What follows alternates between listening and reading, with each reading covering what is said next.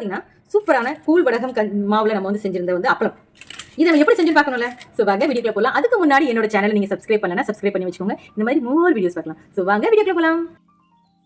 Hi friends, வணக்கம், நமஸ்தே. நீங்க எப்படி இருக்கீங்க? நல்லா இருக்கீங்க, சந்தோஷமா இருக்கீங்க நினைக்கிறேன். நம்ம நல்லது நினைப்போம், நல்லது நடக்குங்க. என்ன எடுத்து வச்சிருக்கேன் பாத்தீங்களா?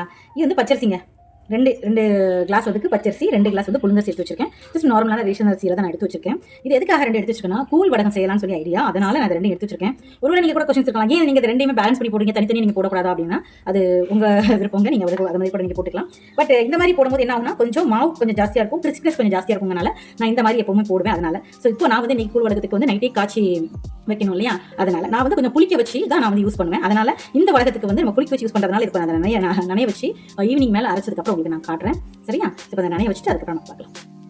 இப்போ பார்த்தீங்கன்னா நான் காலையில் உங்களுக்கு காமிச்சேன் இல்லையா? ஸோ நான் நனைய வச்சிருந்தேன். ஸோ அந்த அரிசியை இதில் உள்ள நான் போட்டுறேன். போட்டு நல்ல நைஸாகவே அரைச்சிக்கோங்க. சரியா? நான் இப்போ வந்து இதை உளுந்து எதுவுமே சேர்க்கலங்க, வெறும் அரிசி மட்டும் தான் நான் சேர்த்து.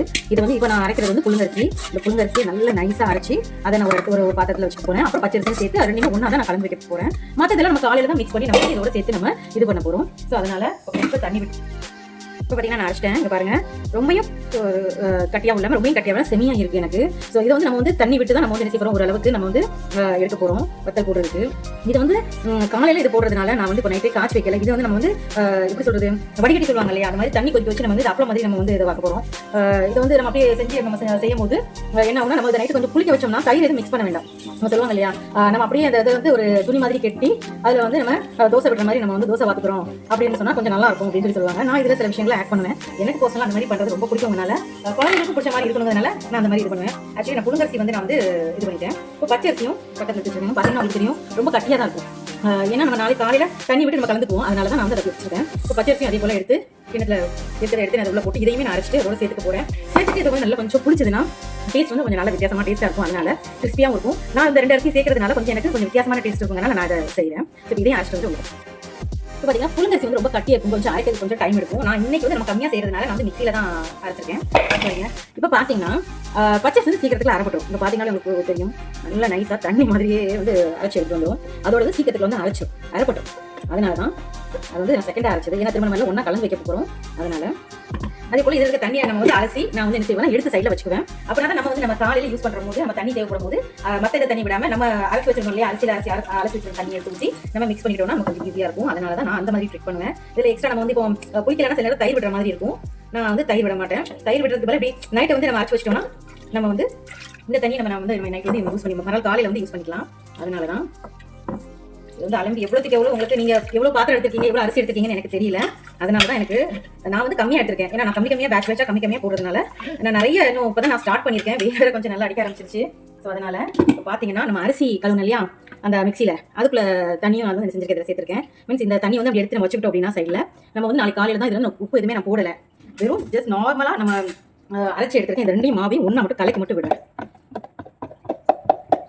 இந்த மாதிரி வெயில் நேரத்துக்கு நம்ம பட்டில் போட்டு வச்சுட்டோம்னா நமக்கு வந்து ஈஸியாக இருக்கும். குழந்தைங்களுக்கு, பெரியவங்களுக்கு எல்லாத்துக்குமே கொடுக்குறதுக்கு இதில் நிறைய வெரைட்டிஸ் இருக்குது. நம்ம அடுத்தடுத்து என்னோட vlog நீங்கள் வந்து சப்ஸ்கிரைப் பண்ணி வச்சுக்கிங்கன்னா நான் வந்து அடுத்தடுத்து போடுறது உங்களுக்கு ஈஸியாக நீங்கள் பார்க்கறதுக்கு கொஞ்சம் ஈஸியாக இருக்கும் உங்களுக்கு. இப்போ பார்த்தீங்கன்னா தெரியும், நம்ம போட்டிருக்க புழுங்கரிசியும் பச்சரிசியும் ஒன்றா சேர்ந்துருச்சு பாருங்க. இப்போ சூப்பராக ஆயிடுச்சு. இது எனக்கு வந்து புளிக்கணும். இதை புளிச்சுட்டு நம்ம மறுநாள் காலையில் தோசை மாதிரி நம்ம வந்து ஆவியில் வந்து வேக வச்சு எடுக்க போகிறோம். அதுக்கு என்னென்ன பொருள் சேர்க்கணும்னு சொல்லிட்டு உங்களுக்கு நான் நாளைக்கு காட்டுறேன். இப்போ இதை வந்து நம்ம ஊற வச்சிடலாம். இன்னும் இதை அப்படியே ரெஸ்ட் விட்டோம்னா நாளைக்கு காலையில் அது எடுத்து நம்ம பார்க்கறதுக்கு சரியாக இருக்கும். ஸோ நாளைக்கு காலையில் பார்க்கலாம். இப்போ பார்த்தீங்கன்னா நம்ம வச்சிருந்த மாவு வந்து நல்லா புளிச்சிருச்சிங்க. சூப்பராக புளிச்சிங்க பாருங்க, ரொம்ப கட்டியாக இருக்குது. இப்போ நம்ம வந்து இதை தளர்வாக்கணும். சரியா? அதுக்கு தான் நான் வந்து இந்த நம்ம வச்சிருந்தோம் இல்லையா, ஏற்கனவே தண்ணி வந்து கொஞ்சம் கடுக்கப்பட்டிருக்கேங்க. நம்ம வச்சிருந்தோம் இல்லையா, நம்ம அரைச்சி விட்டுருந்தோம் அந்த தண்ணியை வந்து நம்ம தோசை பதம் மாவு சொல்லுவோம் இல்லையா, அதை விட இன்னும் ஒரு பதம் வந்து ரொம்ப லைட்டான ஒரு பதம் வந்து நம்ம வந்து கரைச்சிக்கணும். பாருங்க கொட்டிடுச்சு பாருங்க. நான் அப்படியே சுற்றி விட்டு நல்லா இது பண்ணிக்கிறேன், கரைச்சி எடுத்துக்கிறேன். எனக்கு அந்த தண்ணி எனக்கு கரெக்டாக இருந்தது. அதனால தான் நான் வந்து அந்த தண்ணி மட்டும் மிக்ஸ் பண்ணிட்டேன். எக்ஸ்ட்ரா இந்த தண்ணி நான் சேர்க்கல. சரி, அங்கே பாருங்க. இப்போ பார்த்தீங்கன்னாலே உங்களுக்கு தெரியும், தெரியுதா உங்களுக்கு? இந்த மாதிரி ஒரு தண்ணி பதம் சொல்லுவாங்க இல்லையா, அந்த மாதிரி இருக்கும். இப்போ இதில் பார்த்தீங்கன்னா நான் வந்து சில்லி ஃப்ளேக்ஸ் இருக்கு, அது வச்சிருக்கேன். உங்களுக்கு தோணும் உங்களுக்கு இது ஏன் இப்படி வச்சிருக்கீங்க, ஏன் அந்த சில்லி ஃப்ளேக்ஸ் அந்த வத்தல் இருக்கணும், வத்தலோட அந்த விதையோட நீங்கள் போட்டிங்கன்னா சீக்கிரத்துல வண்டு வந்துடும் அந்த வத்தலோட போடும்போது. அதனால உள்ள இருக்க வத்தலை வந்து நம்ம எடுத்துடணும். அந்த வத்தல உள்ள இருக்க அந்த விதைகள் இருக்கும் இல்லையா, அது வந்து நம்ம எடுத்துட்டு அதுக்கப்புறம் நான் வந்து இதை போடுறேன். அது மட்டும் இல்லாமல் நம்ம வந்து உப்பு சேர்க்கவே இல்லை. அதனால நிதானமாகவே உப்பு போட்டுக்கோங்க. ரொம்ப உப்பு போடணுங்கிறது இல்லை, நான் நிதானமாகவே உப்பு போட்டுக்கோங்க. நான் ஒரு 1.5 ஸ்பூன் அளவுக்கு உப்பு போட்டுக்கிட்டேன்னா தேவைப்படுச்சுன்னா நம்ம யூஸ் பண்ணிக்கலாம். அதனால அப்புறம் வந்து சீரகம்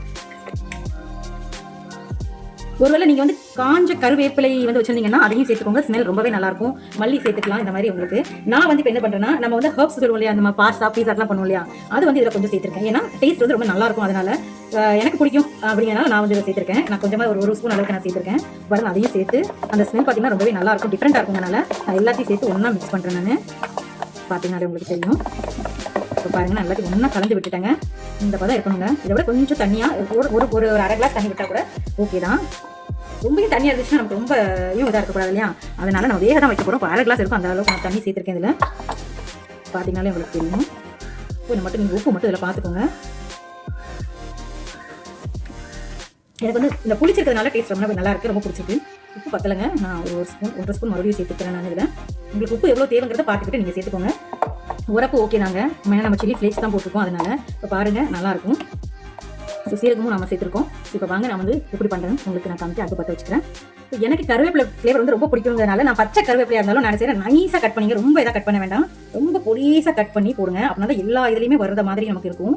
அதனால நான் வந்து நைஸாக ஒவ்வொரு கரண்டி நம்ம வந்து கருவேப்பிலை சேர்க்கும் போதும் இதே மாதிரி நான் எல்லாத்தையும் நான் கட் பண்ணிட்டு உங்களுக்கு நான் காட்டுறேன். இப்போ பார்த்தீங்கன்னா நான் வந்து கருவேப்பிலை வந்து நல்லா வந்து சின்னதாக நல்லா ஃபைனாக கட் பண்ணி சொல்கிறோம்ல, அந்த மாதிரி நான் கட் பண்ணி எடுத்து வச்சுக்கோங்க. இப்போ என்ன ஆகுனா, நம்ம ஒவ்வொரு மாவில் வந்து நம்ம கலக்கி மிக்ஸ் பண்ணி நம்ம வந்து இது நம்ம வந்து வேக வைக்கும் போது ஒவ்வொரு கருவேப்பிலையும் வரும்போதும் உரிச்சி சாப்பிடும்போது அந்த கருவேப்பிலை ஃப்ளேவர் வந்து ரொம்பவே நல்லா இருக்கும். அதனால ஸோ இப்போ இதை ரெடி பண்ணிட்டோம். இப்போ நான் ஒரு பானையில் இந்த மாதிரி ஒரு வெள்ளை துணியை வந்து இப்போ நான் இதை கெட்ட போகிறேன். இதை கெட்டிட்டு உங்களுக்கு காட்டுறேன்.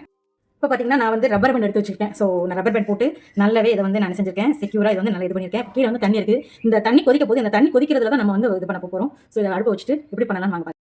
இப்போ தண்ணி வந்து நல்லா சூடாக ஆரம்பிச்சிருக்கேன். இப்போ நான் என்ன செய்கிறேன்,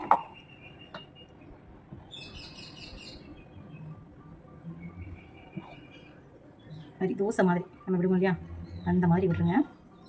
விட்டுட்டு இதை வேக வச்சு எடுக்கிறேன். இது வேகட்டும். இப்போ பார்த்தீங்கன்னா உங்களுக்கு தெரியும், நான் வந்து ஒரு சட்டப்பை வச்சு நான் இப்போ இதை எடுத்துடுறேன். ஸோ ஈஸியாகவே இருக்கும் நமக்கு. அதனால் நான் பக்கத்தில் ஒரு தட்டி வச்சு உங்களுக்கு ஃபஸ்ட்டு இதை எடுத்து காட்டுறேன். பார்த்து ஈஸியாக வந்துடுங்க, ஈஸியாகவே வந்துடும். ஏன்னா இது வெந்துருச்சு. இந்த நம்ம பாட்டில் காய வைக்க வேண்டிய வேலை தான்.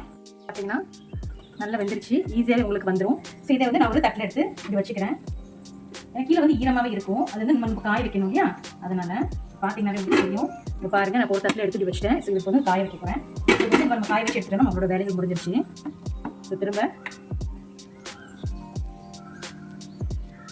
நான் ஒரு கரண்டி தான் ஊற்றுறேன், நல்லா பெருசாகவே ஊற்றிக்கிறேன் நான். இது வெந்து வரட்டும், மூடி வச்சுடுறேன். ஸோ இது வெந்து வந்ததுக்கப்புறம் பார்க்கலாம். இப்போ பார்த்தீங்கன்னா தெரியும், வெந்துருச்சு. நல்லா சுற்றி நான் ஒரு நல்ல செட்டாப்பை எடுத்து இப்படி சுற்றி இது எடுத்து வச்சிட்டோன்னா ஈஸியாக வந்துடும். பாருங்கள், ஈஸியாகவே வந்துடும்.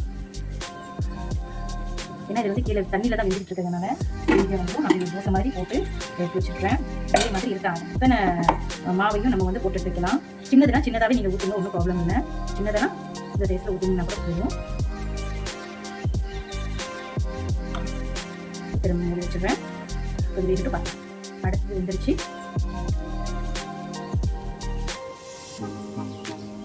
இதையும் நான் எடுத்துடுறேன். பார்த்தீங்கன்னா உங்களுக்கு தெரியும்.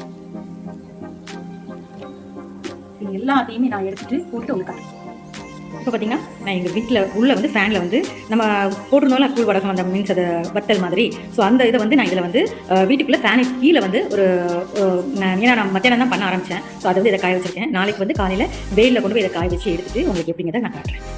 இப்போ நேற்று வந்து நம்ம வடகம் போட்டிருந்தோம்ல, அந்த வடகத்தை பிடிச்சி எடுக்க போகிறேன். பாருங்கள், செம்மையாக வரும். அந்த செஞ்சு வச்சுக்கிறேன். நான் பச்சரிசியும் கொழுந்தரிசி ரெண்டையும் சேர்த்து போட்டுருக்கேன். பாருங்கள், சூப்பராக வந்துருக்கு.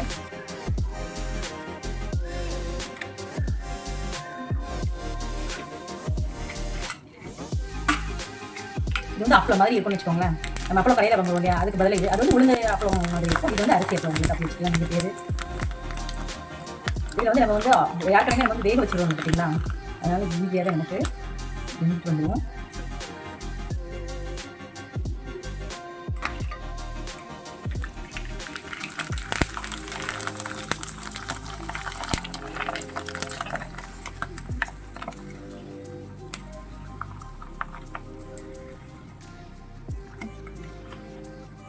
கொஞ்சம் பெருசாக இருக்கு இல்லையா, அதனால கொஞ்சம்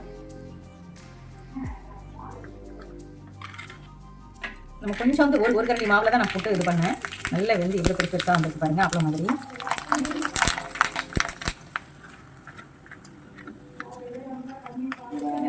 இந்த சைடில் வேகாமல் இருந்துச்சு. ஸோ அதனால் இந்த பக்கம் அப்படியே சுற்றி இந்த பக்கம்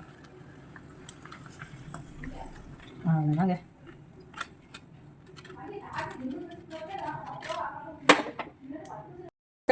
சில்லி ஃப்ளேக்ஸ் வத்தல் அது வந்து தோசை மாதிரி இருக்கும் சார் இல்லையா, நல்லா வேக வச்சு எடுத்துருக்கோம். ரொம்ப கிறிஸ்பியாக இருக்குது. இது பார்த்தீங்கனாலே உங்களுக்கு தெரியும். அந்த பச்சரிசியும் புழுங்கரிசியும் நான் மிக்ஸ் பண்ணி போட்டதுனால பயங்கர கிறிஸ்பியாக இருக்குது. சாப்பிட்றதுக்கு அவ்வளோ நல்லாயிருக்கு. நீங்களும் இதே மாதிரி வீட்டில் நீங்கள் ட்ரை பண்ணுங்கள். உண்மையிலே எம்மியாக இருக்குது. உப்பெல்லாம் பேலன்ஸாக தான் இருக்குது, ரொம்ப உப்பெல்லாம் இல்லை. அப்போ ஒரு சிலவங்களுக்கு பெரியவங்களுக்கு இப்போ எல்லாத்துக்குமே ஓரளவு கொஞ்சம் ஹெல்த் கான்சியஸாக இருக்கிறதுனால கொஞ்சம் உப்பெல்லாம் கம்மியாக சேர்த்துக்கலாம் அப்படின்னு நினைக்கும் போது அவங்களுக்குலாம் இதை நீங்கள் செஞ்சு கொடுக்கலாம். உப்பு எல்லாமே கம்மியாக தான் இருக்குது, ரொம்பவே சூப்பராக இருக்குது. ஸோ நீங்களும் வீட்டில் இதே மாதிரியே ட்ரை பண்ணி பார்த்துட்டு உங்களுக்கு இது எப்படி வந்துச்சுன்னு சொல்லி எனக்கு கமெண்ட்டில் சொல்லுங்கள். ஸோ இந்த வீடியோ பிடிச்சி லைக் பண்ணி கமெண்ட் பண்ணுங்கள், அண்ட் ஷேர் பண்ணுங்கள், சப்ஸ்கிரைப் பண்ணுங்கள். தேங்க்யூ ஃபார் த வாட்சிங். Bye friends.